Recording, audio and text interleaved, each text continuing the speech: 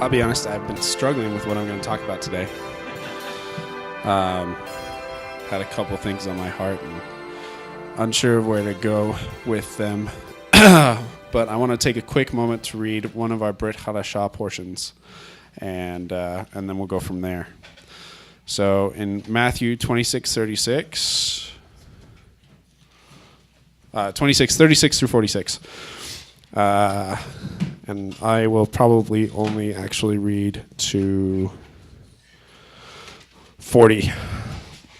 Then Jesus came with them to a place called Gethsemane and said to his disciples, "Sit here while I go over there and pray." And he took with him Peter and the two sons of Zebedee and began to be grieved and distressed.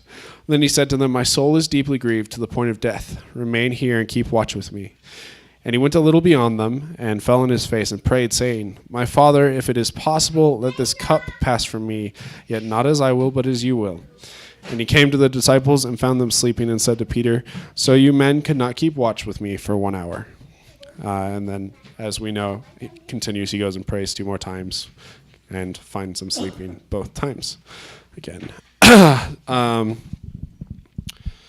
So the word that the Lord put on my heart is contend.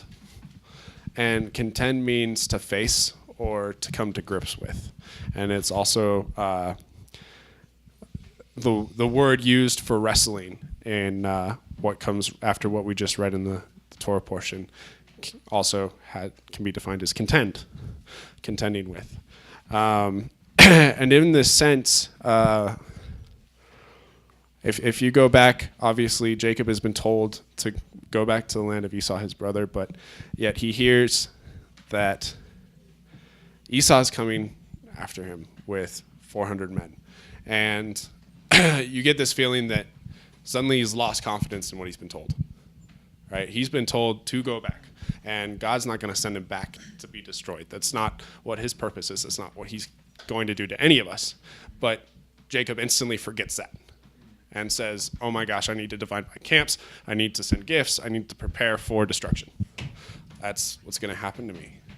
And then he has this wrestling match. And to parallel that, we have Yeshua. He knows what's coming. He knows he's going to go to the cross. He knows he's going to take on the sins of all mankind.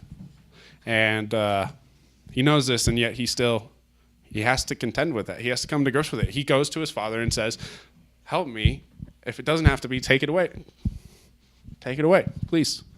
Right? And so in that sense, you have these 2 contention matches. And obviously, one of them, the one experienced by Yeshua, always ends in surrender. Always. He always ends it with, "But not my will, but yours be done. I know it's going to be you no matter what." And Jacob literally ends his wrestling match with not letting go of it. He's not going to let go of what he's been wrestling with. And we know that it's the angel of the Lord, and he learns that very quickly afterwards. But I think it's important for us to look back on where we're at, that we don't listen to the Lord, but as soon as a conflict or something that can be perceived as a conflict comes up, that we forget him, that we forget that he's actually promised something great to us. Jacob begs him, saying, "Hey, you told me to do this. Please don't let me die." Well, that's part of his promise already. So I think it's important for us to remember that we should always be submissive, but we have to remember that the promises are always greater and don't lead us to destruction, but life itself.